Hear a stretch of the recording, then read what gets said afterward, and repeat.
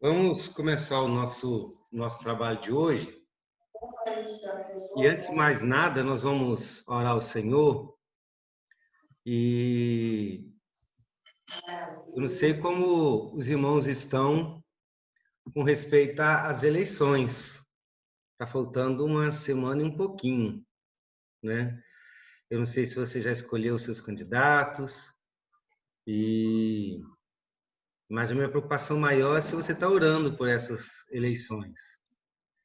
É um assunto muito sério, né? São 4 anos de vida do nosso município, e não apenas do nosso, mas de todos os municípios do nosso país. E é um assunto muito importante, é dever de todo cristão participar das eleições, votar com consciência, não se deixar levar por promessas particulares, né?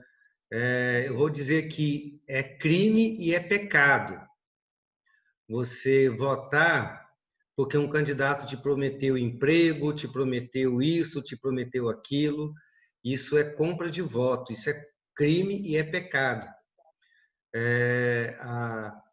Quando nós votamos numa eleição, nós buscamos aquilo que é melhor para o nosso município. O voto é sempre para a coletividade, não para a pessoalidade. É sempre para o nosso município e não para os nossos interesses pessoais. Às vezes a gente vota até contra os interesses pessoais em favor do interesse coletivo. Se isso é uma regra para todas as pessoas, quanto mais para os cristãos. Então, acima de todas as pessoas, nós cristãos devemos nos informar dos candidatos, devemos nos preparar para as eleições, devemos votar consciente e, acima de tudo, devemos orar para que Deus possa colocar sobre o nosso município aqueles que Ele escolheu, né, para prefeito, para vereadores, né? Então nós temos que crer que a soberania de Deus, a sabedoria de Deus está acima do nosso conhecimento. Então nós vamos iniciar o nosso estudo, o nosso culto, primeiramente com uma oração em favor das nossas eleições. Esses últimos dias que geralmente as coisas apertam, apesar que aqui em Alegre está tranquilo, nem parece direito que tem eleição, né? Em outras cidades aí está tendo carreata e tal, comício, aqui a gente está de boa. Graças a Deus, eu fico feliz com isso, porque isso demonstra maturidade, demonstra consciência. Não é porque eleição não é festa, né? Eleição é uma escolha séria. Então, quando existe festa, é que nós já desviamos do ponto. Eu vou pedir para a nossa irmã Claudinha. Está me ouvindo, Claudinha? E só falar com a Claudinha, saiu, caiu a internet dela. Saiu mesmo. Eu vou pedir então para a nossa irmã Elinete que ore ao Senhor, pedindo a Deus pelas nossas eleições. Que Deus possa abençoar as eleições aqui no nosso município, outros municípios. Está bastante acirrada essa disputa está sendo uma disputa bastante passional e pode gerar até problemas. Então, vamos orar por esses municípios também. Nossa irmã Elinete vai orar ao Senhor. Amado Deus, eterno Pai, nós louvamos, ó Deus, o teu santo e glorioso nome nesta noite, ó Pai. Nós agradecemos, ó Pai, pelo dia em paz que o Senhor nos deste, ó Deus, na tua presença. E neste momento, ó Pai, nós pedimos ao Senhor, ó Pai, que o Senhor esteja conosco, ó Pai, nas decisões, na escolha, ó Deus, dos nossos candidatos, ó Pai. Que esses homens eleitos, ó Pai, sejam também escolhidos para o Senhor. Pelo Senhor, ó Deus. Que o Senhor esteja com eles, ó Pai, capacitando a cada dia, ó Deus, para que possa ser feito o melhor, ó Pai, para a nossa cidade, ó Deus, e o melhor, ó Pai, para todos os municípios, ó Pai, do Brasil. Meu Deus. Ó Pai, esteja conosco, Deus, nos orientando também, ó Pai, nos dando sabedoria, ó Deus, para que possamos fazer, ó Pai, a escolha certa. Amém. Nós te pedimos, ó Pai, que tudo ocorra, ó Deus, de uma forma tranquila, ó Deus, e sem nenhum problema, ó Pai.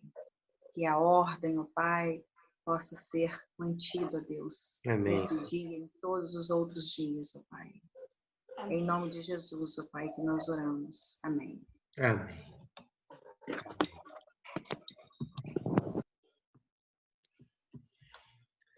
Vamos abrir nossas Bíblias em Mateus 13.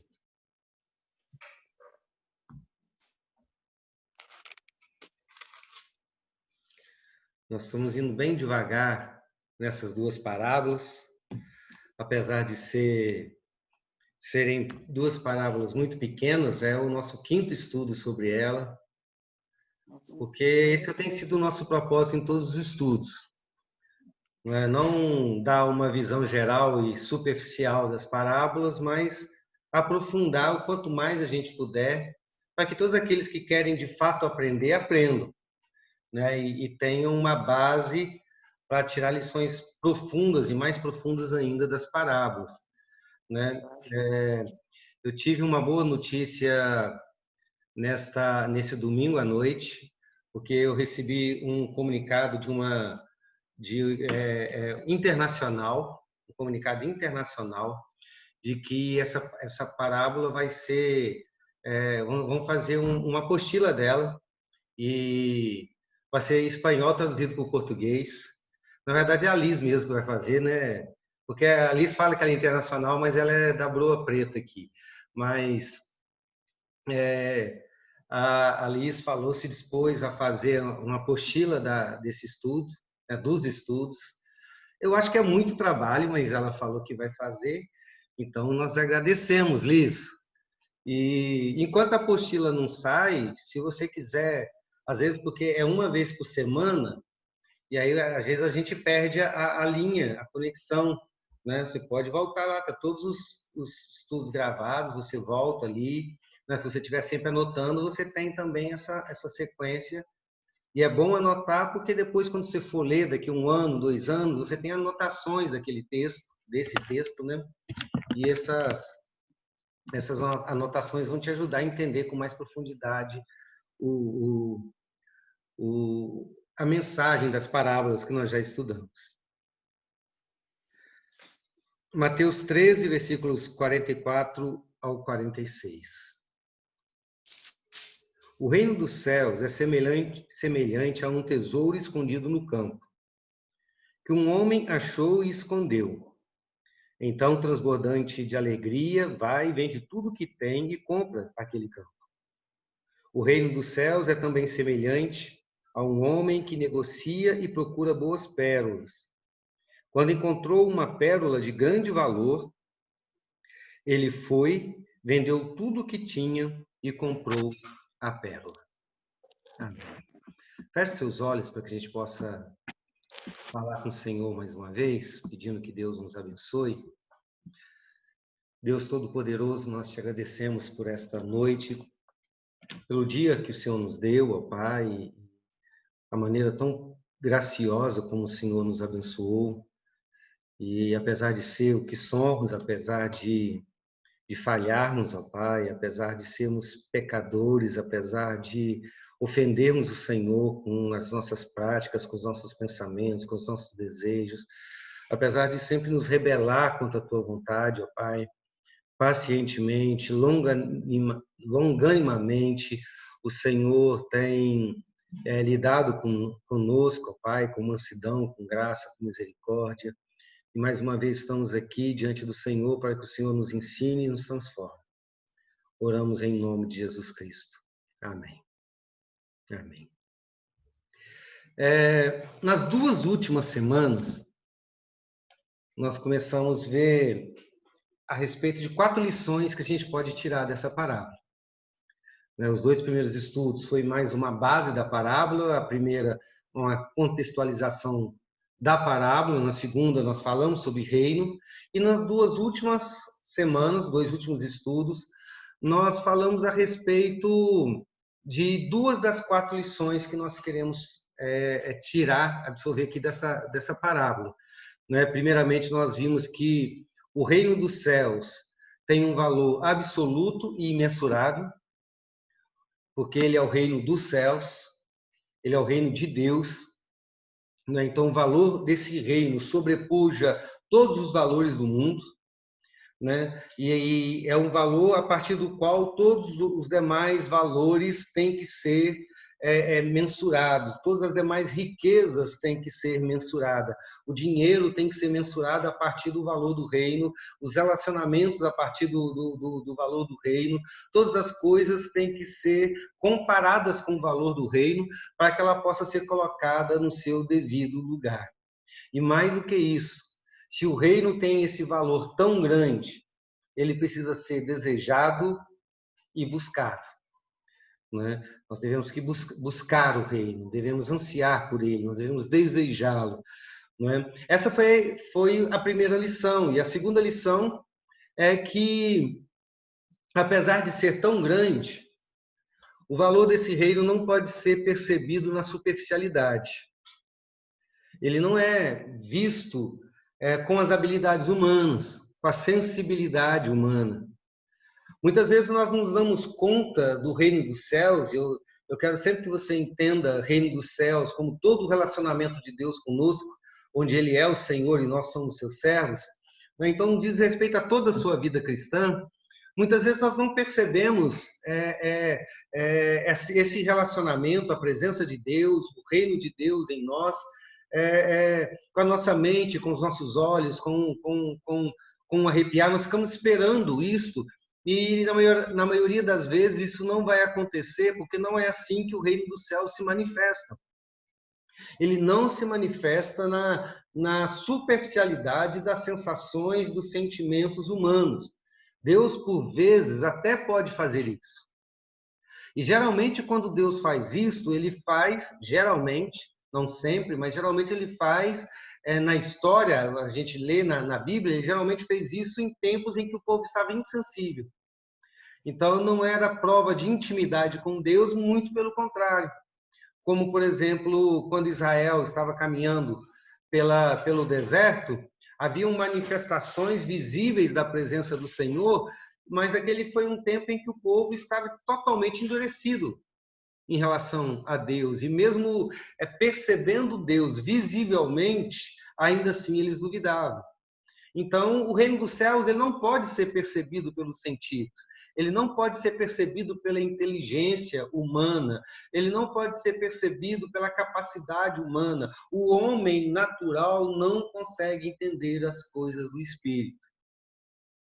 É por isso que essas coisas são loucura para ele. É por isso que para o mundo nós somos loucos. Porque o mundo não pode, ele não consegue compreender, nenhum ser humano consegue por si mesmo enxergar o reino. Né? E isso é a maior tragédia da humanidade. Porque, como as 2 histórias que contamos semana passada, de 2 famílias que tinham um tesouro na mão e não se deram conta, né? Quando o homem não consegue perceber a grandeza do reino e que, de fato, é tudo que ele precisa e ele não pode viver sem o reino, quando ele não percebe isto, ele vai ter o tesouro diante dele e morrer na miséria. E quando se fala de morrer na miséria, espiritualmente, nós estamos falando de inferno. Então, isso é uma grande tragédia. A vida de Deus é oferecida no reino do Senhor, o cuidado dele, o relacionamento com ele, mas por não perceber, os homens se perdem e vão para o inferno. Então, queridos, a gente chega um outro ponto agora. Né? Então, como pode haver salvação para o homem? Se a vida está no reino, e o homem precisa do reino dos céus para viver eternamente com o Senhor, ele precisa de tudo aquilo que Deus tem para dar, mas se ele não consegue perceber e não percebendo, ele não consegue se apropriar desse reino e por isso ele vai para o inferno, como ele pode ser salvo?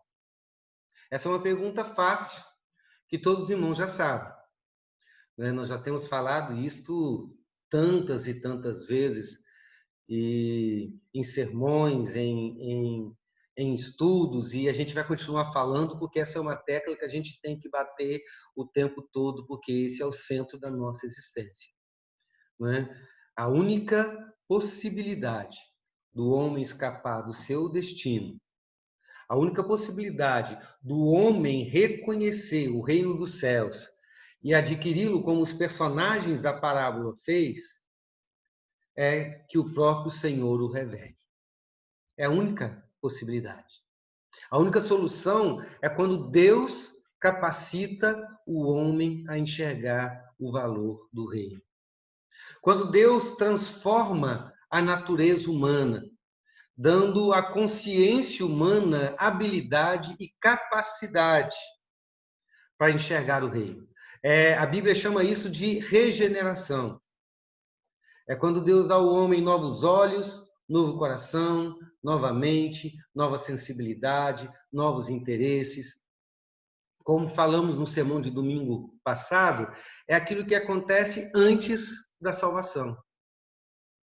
Às vezes a gente tem dificuldades de entender isso, de Deus começar a agir no homem antes que o homem seja salvo. Mas é justamente isso que a gente pede quando, por exemplo, a gente ora pela conversão de alguém que a gente ama, um filho, uma esposa, um esposo, um pai, uma mãe. A gente pede assim: Senhor, toca nesse coração, transforma a vida dele, faça com que ele entenda o evangelho, faça com que ele se arrependa. O que nós estamos pedindo é justamente que Deus regenere essa pessoa, capacitando ela a crer no evangelho. Certo? O que nós estamos pedindo quando oramos assim é que Deus haja antes da conversão.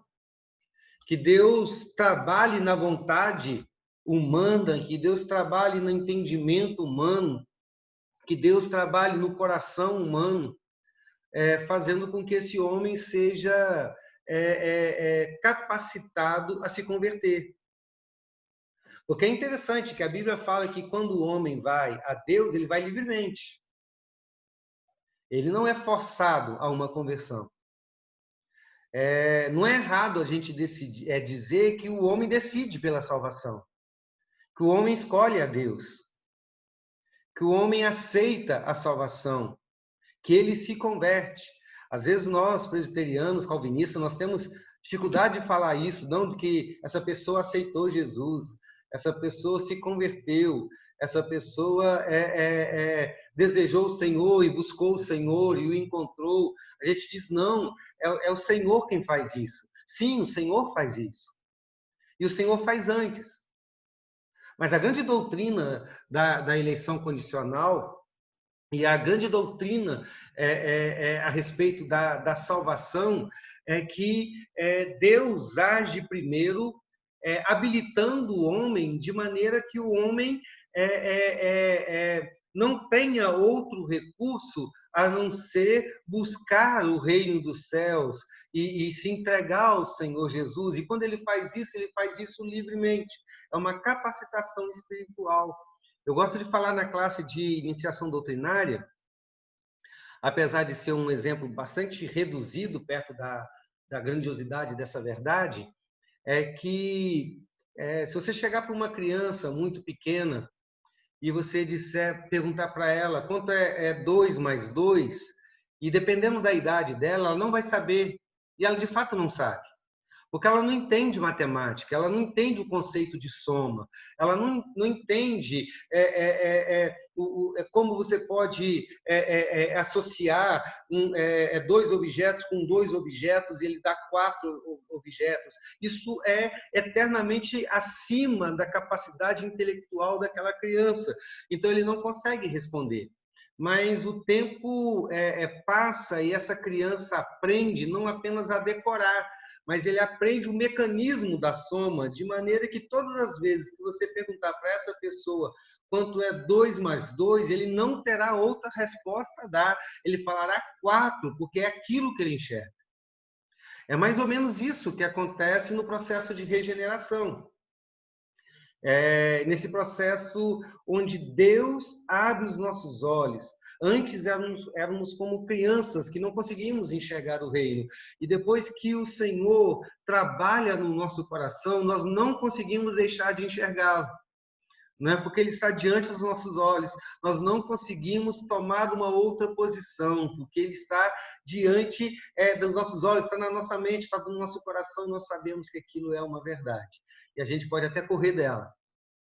Você pode até, por um tempo, viver num processo de negação, dizendo 2 mais 2 não é 4, 2 mais 2 não é 4. Você tenta se convencer disso, você tenta se convencer de que essa soma está errada. Não é, não é, não é, mas no fundo você sabe que é. E um dia você vai chegar e falar, não adianta eu correr disso, porque 2 mais 2 são 4. Esse é o processo que Deus opera no nosso coração, nos fazendo entender o seu evangelho, nos fazendo entender o reino dos céus, o valor do reino dos céus. Né? Então é isso que o Senhor faz, é regeneração. A regeneração é o processo de conversão. Então, vamos pensar um pouquinho na conversão, porque é sobre conversão que essas duas parábolas estão falando. Quando ele fala desses 2 homens que encontraram o tesouro e a pérola, e que eles abriram mão de tudo e compraram a pérola, não é? Esse texto está falando tanto do valor do reino, como aquele que entra no reino. Né? O reino dos céus é semelhante a isso, então está falando de conversão. Então vamos pensar um pouquinho. Alguém se lembra como foi a conversão de Paulo? De maneira, em 2, 3 frases. Quem pode falar para mim como Paulo se converteu? 1, 2, 3 e já. Ouviu a voz de Jesus. Ouviu a voz. Antes ele viu uma luz, né? A luz. Ele estava indo para Damasco em busca de cristãos para prender. Ele viu uma luz, ouviu a voz de Jesus e se converteu. Coisa tremenda, né? A conversão de Cornélio, alguém se lembra?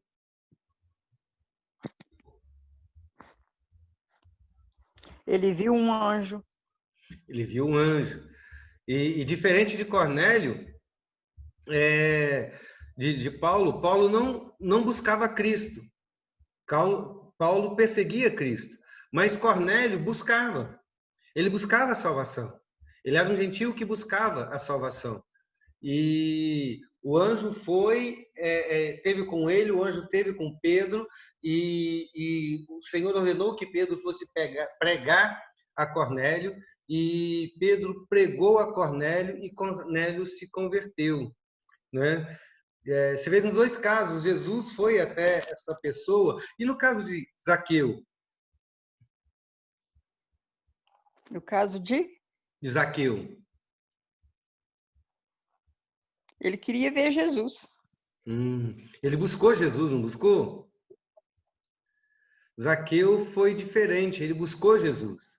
Ele quis ver Jesus, ele quis estar com Jesus. E Jesus o veio, Jesus o convida para a própria casa. E a vida de Zaqueu é transformada e é salva ali. Já com a mulher samaritana foi diferente. A mulher samaritana não foi em busca de Jesus. Jesus que foi até ela, lá no poço. Né? E teve uma conversa profunda com ela a respeito de vida eterna, de água que acaba, de água que não acaba, filosofia, né? E termina falando sobre a história da vida dela. E apesar de todo o pecado que aquela mulher carregava na vida, Jesus se mostra gracioso comparado com ela e ela se converte. A conversão dos discípulos parece ter sido diferente, porque eles começaram a caminhar com Jesus logo no início da sua trajetória, mas o que dá a entender é que a conversão de fato só aconteceu no Pentecostes, porque até então eles não conseguiam acreditar nem mesmo na cruz, e as coisas foram acontecendo gradativamente, na vida dos discípulos. Perceberam que são histórias diferentes? Alguém se lembra da própria história de conversão? Quem se lembra para me contar a sua própria história de conversão?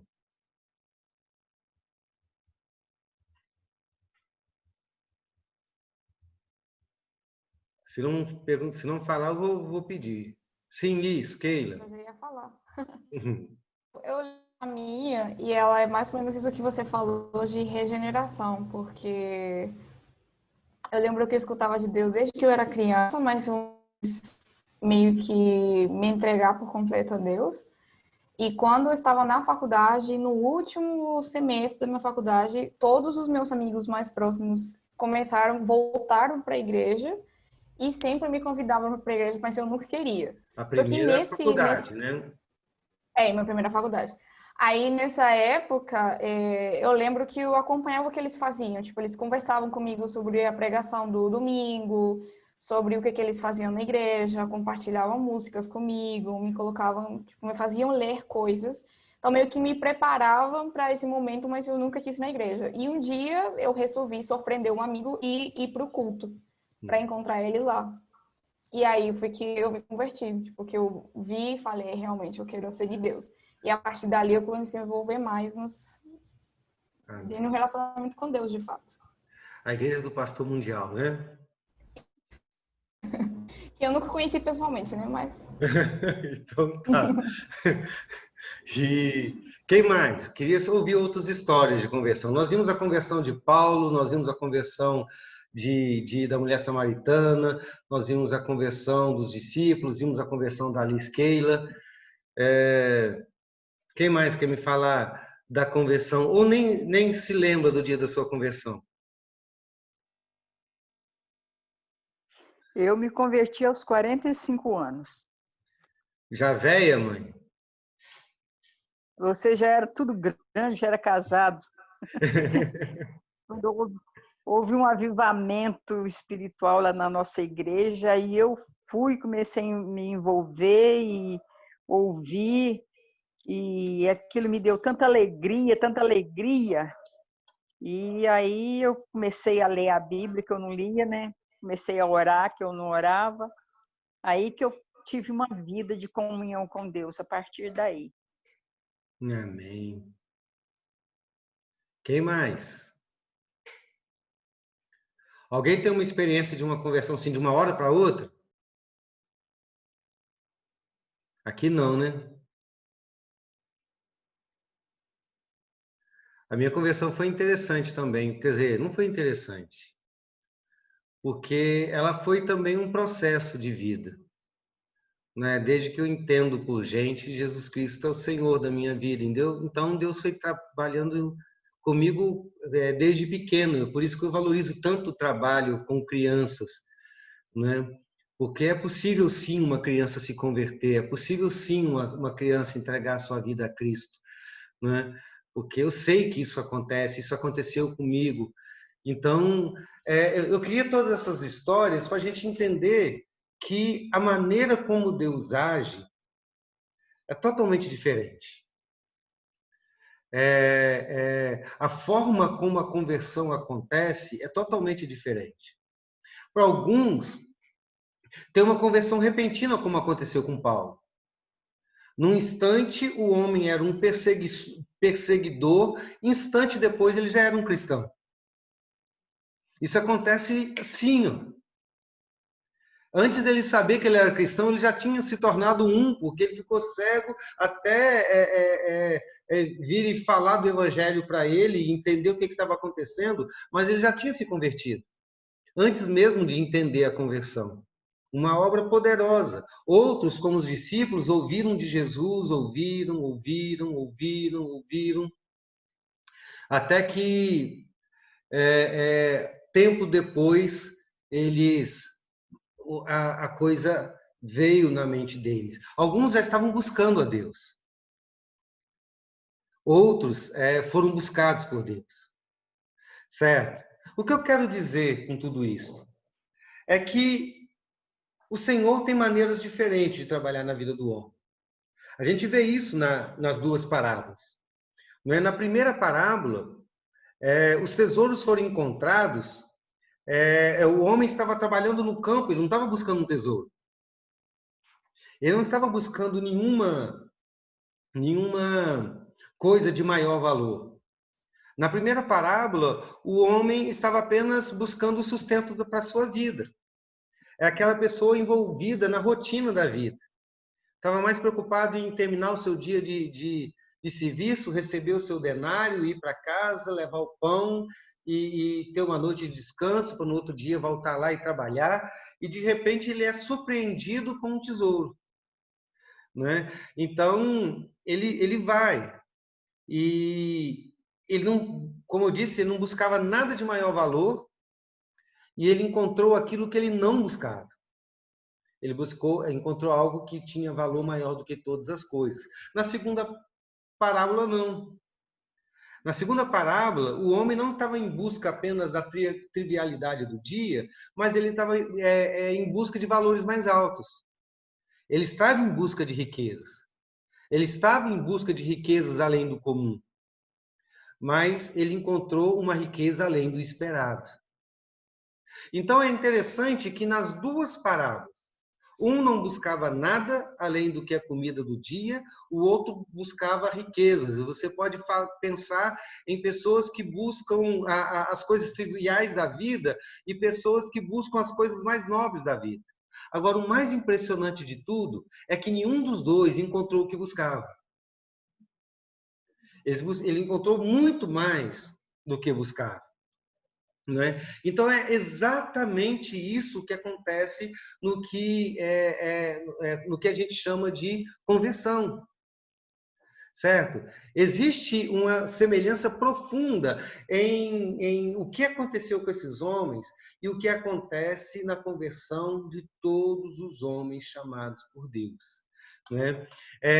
O que é de semelhante nessas duas parábolas e com a nossa vida é que, seja de formas diferentes, o reino sempre chega a nós.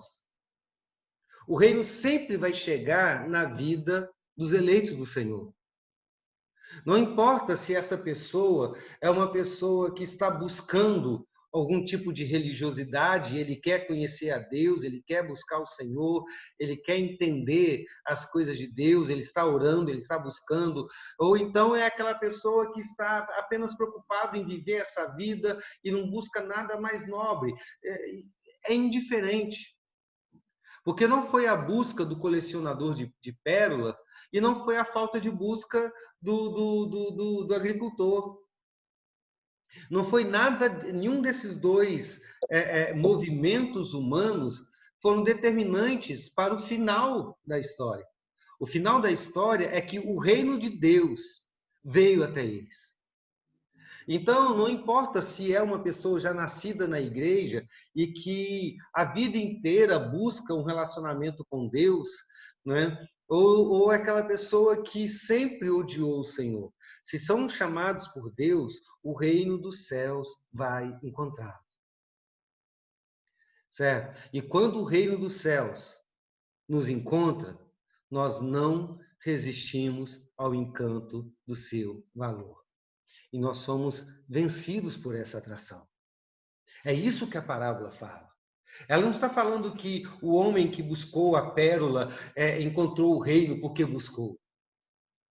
Certo? Assim como uma pessoa que nasceu na igreja, um bom crente que busca a Deus, ele não encontrou o Senhor Jesus porque buscava na igreja. Foi o reino dos céus que chegou a ele.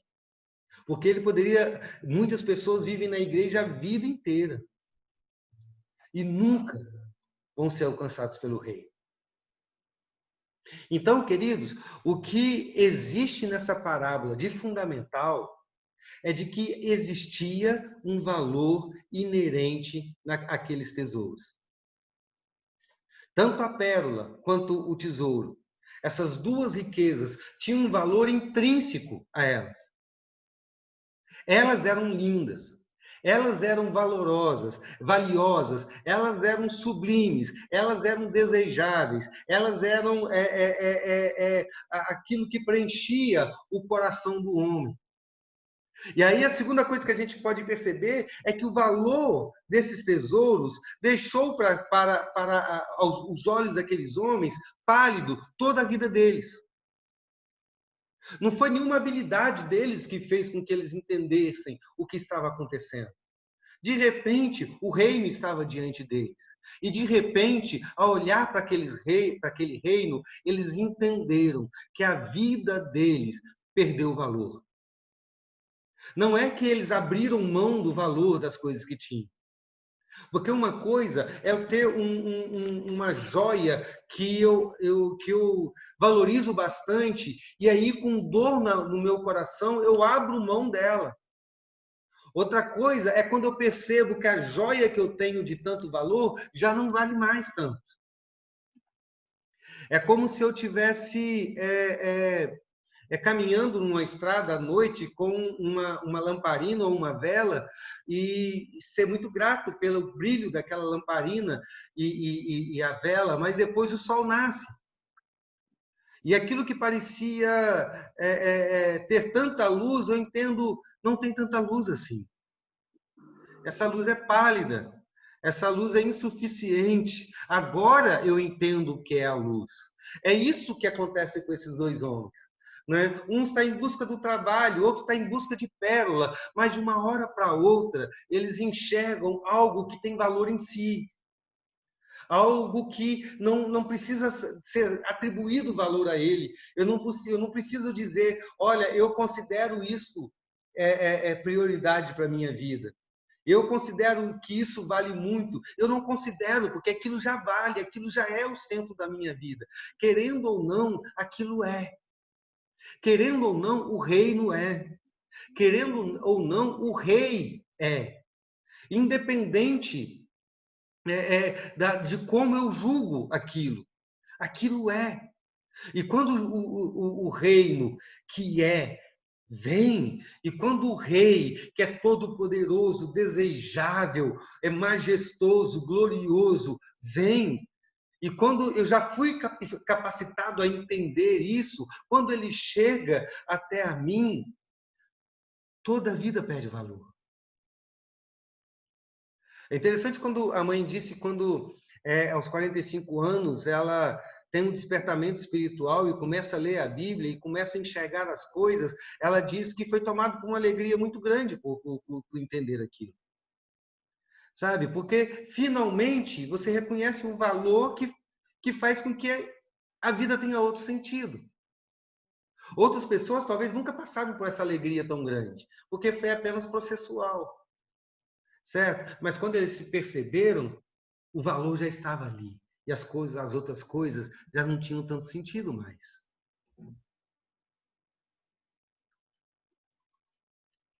Aí, então, quando esses homens se depararam com esse valor tão grande, eles já não puderam mais resistir à força dessa atração. Eles foram levados por essa força a abrir mão de todo o tesouro que possuíam, que já não é mais tesouro, em troca daquilo que tem valor maior. Essa é a teologia da graça irresistível. Pastor, Sim, tem uma Nisquei. pergunta. Sim. Eu não sei se tem relação, mas a pergunta é justamente essa. Isso tudo que você está falando sobre o reino e sobre entender que isso é tudo, basicamente, era o mesmo que Jesus queria que nós entendêssemos na oração do Pai Nosso, que fala, venha o teu reino? É exatamente isso. É exatamente isso. Quando Jesus Cristo ora dizendo, venha o teu reino, ele está falando justamente nesse ponto. O relacionamento do rei com a sua igreja. Quando você ora hoje, essa oração, venha o teu reino, você está pedindo algo em várias direções. Não é? Você está pedindo primeiro que o reino de Deus se estenda dentro de você, que ele alcance a plenitude, porque ainda que já somos parte desse reino, já estamos nos céus com Cristo, né? Existem muitos outros tronos que insistem em governar nossa alma. né? Tronos que precisam cair, que precisam ser derrubados, né? Então esse reino precisa ser expandido dentro de nós. E quando nós pedimos, venha o teu reino, nós estamos pedindo que isso aconteça em nós, né? E é isso que Jesus queria. Mas quando a gente pede, venha o seu reino, a gente está pedindo que esse reino também se expanda nos corações daqueles que ainda não se converteram. Que o reino se estenda para o número dos eleitos do Senhor que Ele tem chamado para a salvação. E quando a gente ora, vem o teu reino, a gente está pedindo pela vinda plena do reino do Senhor também. Que Jesus Cristo venha e o reino se estabeleça de maneira plena para toda a eternidade. Então, tudo tem a ver com esse reino, que mas ainda não. Certo? Que já está, mas ainda não pleno. Então, toda vez que Jesus vai falar de reino, ele está falando desse período inteiro, né, de relacionamento dele. Então, quando a gente ora, vem o teu reino, a gente está pedindo por esse relacionamento, que ele penetre no meu coração, que ele alcance outras vidas, que Jesus venha e que a gente seja feliz para sempre. Mas você está certa, Liz, que ele é exatamente isso.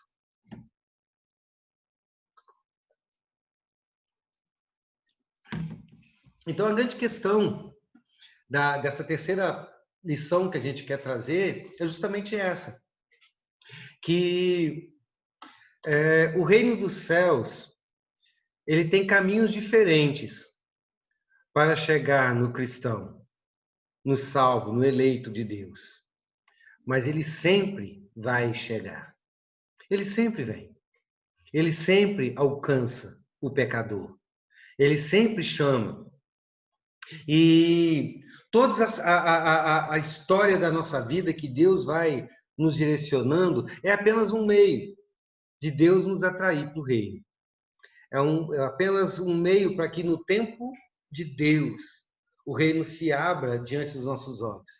E aí, quando chega no nosso coração, nós não temos outra opção senão render a nossa vida a Ele. Sabe, as nossas histórias são diferentes. Não existe história melhor ou história pior, sabe? Eu fico um pouco chateado, até que hoje já não é tanto mais quanto era no passado, mas alguns anos atrás tinham muitos pregadores que saíam para tudo quanto é lugar pregando a respeito do seu testemunho de conversão, né? As igrejas se enchiam para ouvir esses testemunhos de conversão. Mas sabe o que era triste nessa situação? Era que se você anunciasse, queria pregar lá uma pessoa que nasceu na igreja, que sempre foi da igreja, e vai falar a respeito da sua conversão, a igreja não enchia. A igreja enchia quando se anunciava que era um ex-drogado, um ex-homossexual, um ex-bandido, um ex-não sei o quê. Não é? É como se a história dessas pessoas fossem mais fantásticas do que a história de qualquer um outro. Paulo viu uma luz no céu, mais brilhosa do que o sol ao meio-dia, que ele chegou a ficar cego, caiu do cavalo, ele ouviu uma voz milagrosa, porque só ele entendia, e todo mundo ouvia como se fosse trovões, né? E só ele conseguia entender. Foi algo fantástico. Mas a mulher samaritana, ela só teve uma conversa com Jesus. E Jesus não fez nenhum milagre perto dela. Jesus não transformou a água do poço em vinho. Jesus não ressuscitou os maridos dela mortos. Jesus não fez nada. Foi apenas uma conversa e ela entendeu. Sabe? E qual foi o milagre maior? Nenhum. Os dois foram milagre. Qual foi o milagre maior? O do homem que cavucava um chão e achou um tesouro ou daquele que buscava pérolas? Nenhum. Eles buscavam algo dessa vida e foi encontrado por algo que pertencia a outro universo, a outra vida. Eles foram encontrados. Então, o perseguidor de cristãos, que matava cristãos e que se converte, a história dele não é maior do que a de João, da Maria, de qualquer outra pessoa que está lá na floresta amazônica e que ouve a pregação de uma criança e entende o evangelho, entrega o seu coração para ele e ninguém fica sabendo. Sabe, o milagre é o mesmo. As histórias são diferentes, mas o reino sempre vai chegar ao eleito do Senhor. Agora, o problema é que, por muitas vezes, a gente esperar viver a experiência que outras pessoas viveram, a gente começa a entrar em crise com a nossa própria conversão. E é essa a minha tristeza com esses testemunhos de conversão.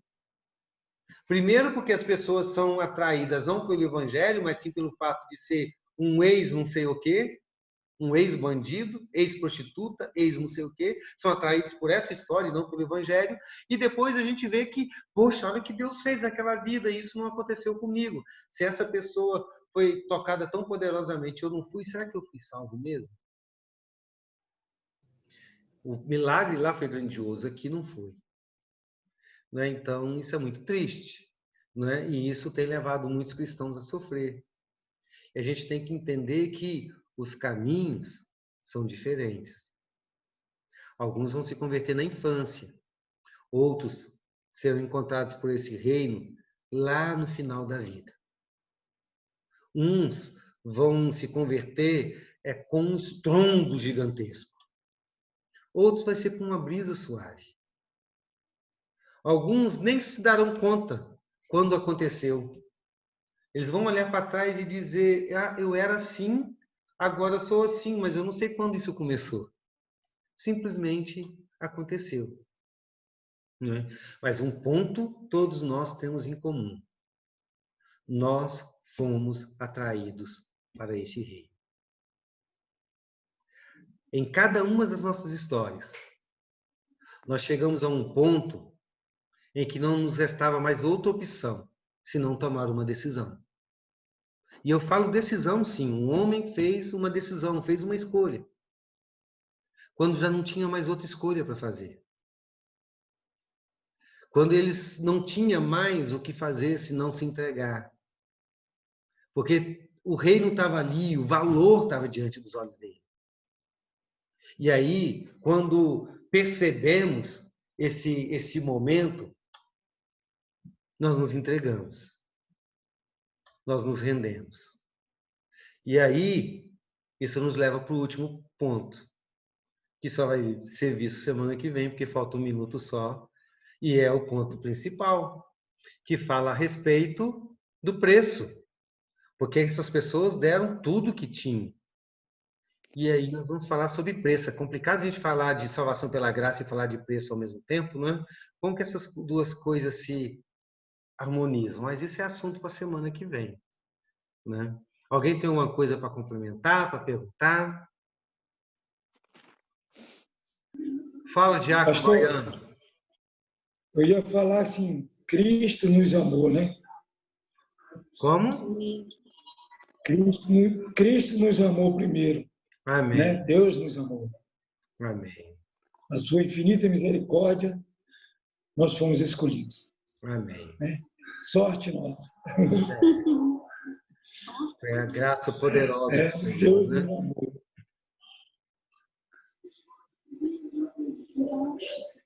Alguém mais?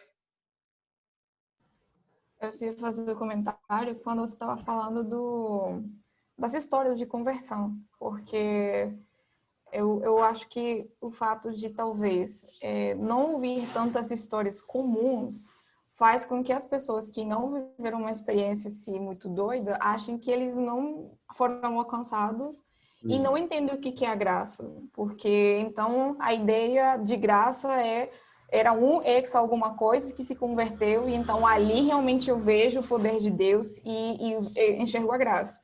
E eu falo porque isso aconteceu comigo.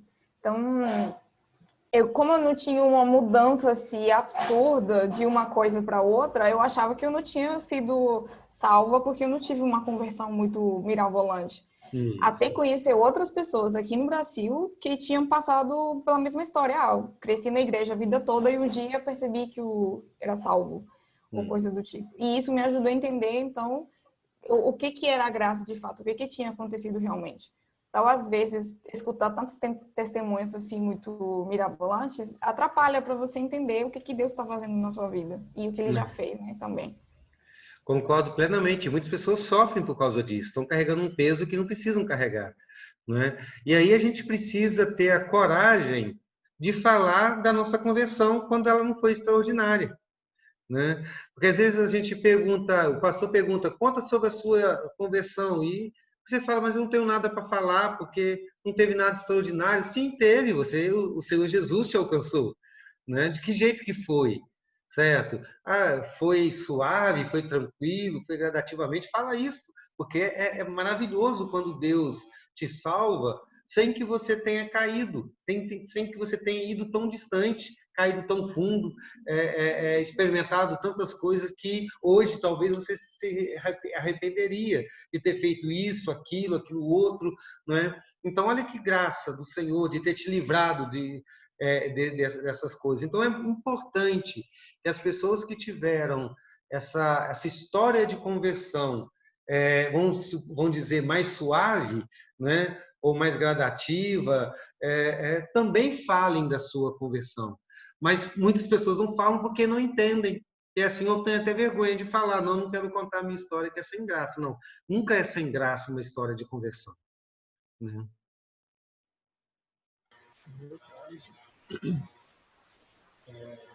Sim, Tiago. Tiago, só um pouquinho, Tiago. Está muito baixo, a gente não está ouvindo direito, não. Você está me ouvindo agora? Agora sim, melhor. Sim, desde que eu era criança eu ouvi o Evangelho. Minha mãe pregava para mim e na igreja eu ouvi o Evangelho. E a lembrança mais antiga que eu consigo assim, resgatar é de que eu conhecia a Escritura, eu conhecia a Deus, eu sabia que eu era caído, não nada de teologia, mas que Jesus Cristo, a obra de Cristo, me resgatou para o reino, para a salvação. E eu, na época, não sabia nada de teologia, não entendia nada. Mas o cerne do Evangelho eu conhecia, porque isso me foi anunciado. E é a maneira ordinária que Deus realiza a salvação é através do Evangelho. Mesmo essas pessoas que passaram por momentos difíceis, que vieram do crime, beira da morte, todas essas pessoas são salvas também por causa do Evangelho. Amém. É isso. Se a pessoa pode ter vivido tudo de ruim, assim como uma criança nasceu e ouviu, mas elas foram salvas pelo mesmo método e a mesma operação do Espírito. Perfeito, Tiago. Perfeito, exatamente isso. O grande milagre da conversão é o Evangelho. A maneira como ele foi apresentado, a maneira como ele chegou, a maneira como ele nos tomou, é apenas diverso por causa das histórias diversas que o Senhor nos conduz. Ele não escreveu a mesma história para cada um de nós, né? Mas o grande milagre é o Evangelho que nos alcançou e nos transformou, e chegou a um ponto que a gente disse, eu não tenho mais o que fazer senão me entregar, não é? Então, nós vamos encerrar o nosso estudo hoje. Eu não coloquei ainda no grupo da igreja do WhatsApp, aí você pode passar para as pessoas que você conhece, que a Junta Diaconal vai passar nessa sexta-feira para buscar as ofertas daqueles que, por causa da pandemia ou de alguma enfermidade, alguma coisa, não estão tendo condições de ir para a igreja. Eles vão passar nessa sexta-feira. Logo depois do culto, nós vamos postar no grupo da igreja, e aí aqueles que quiserem vão colocando os seus nomes, né, aquela listinha básica de sempre, para que a Junta Diaconal possa passar na sua casa. Ok? Vamos encerrar com uma oração. Eu vou pedir para quem? Vou pedir para o Tiago fazer essa oração. E agradecendo a Deus pelo dia de hoje. Eu queria ter um pedido especial fazer. O irmão da Andressa, o Jorge, ele e a esposa testaram positivo para a Covid-19. E ele está tendo alguns sintomas, ele está com febre, ainda não está internado, está em casa, mas está tendo sintomas. E ele tem a saúde bastante debilitada, porque ele teve vários problemas de saúde e ele é grupo de risco. Então, eu gostaria de que o Tiago orasse por ele. O nome dele é Jorge, Tiago. Vamos orar e por todos aqueles também que estão enfrentando essa luta. Senhor, nós te damos graças por permitir, por nos chamar das trevas para a maravilhosa luz de Cristo. Nós cremos, Senhor, que isso é um milagre, não é da nossa natureza, Senhor. Nós somos, por natureza, inimigos do Senhor, inimigos de Deus. E, Senhor, quando nós pensamos nisso, na dimensão que é ser inimigo de Deus, nós nos espantamos, Senhor. Mas nós também, nós nos alegramos porque a obra de Cristo é perfeita. Como nosso Salvador declarou a todo o universo, toda a criação, está tudo consumado, está tudo pronto. Não há nada mais que nós possamos contribuir para a nossa salvação. Não há nada mais que possamos complementar, porque o que há em nós, o Senhor, é falho, é pecaminoso, está tocado, Senhor, pelo pecado. Mas nós, por isso, Senhor Deus, nós somos gratos por essa obra, pelo Santíssimo Evangelho, Senhor, que diz que nós precisamos de um Salvador. E, como a palavra do Senhor nos diz, nós somos chamados por esse Salvador com laços de amor. E, Senhor, quando nós compreendemos que nós somos salvos, nós somos chamados, Senhor Deus, a nossa vida muda, a nossa vida transforma. E não há nada mais que possa substituir, Senhor, essa alegria e essa vida junto contigo. Te pedimos, Senhor, também que abençoe nossos lares, as nossas famílias, Senhor, o nosso dia amanhã, as nossas tarefas, os trabalhos, os estudos. E o Senhor nos ajude, Senhor, a vencer. Nossa rotina tem mudado, tem sido transformada, Senhor, mas nós estamos conseguindo transpor, mas somente pela Tua graça, Senhor. E nós cremos que todo o mal que há nesse mundo, que nos aflige, coopera para a glória do Senhor e nos transforma à imagem de Jesus Cristo. Senhor, quantos pedidos que foram feitos, Senhor, nessa noite, a saúde dos nossos próximos, nossos irmãos, nossos familiares, aqueles também, Senhor Deus, que foram citados ontem. Nós pedimos ao Senhor que o Senhor tenha misericórdia destes.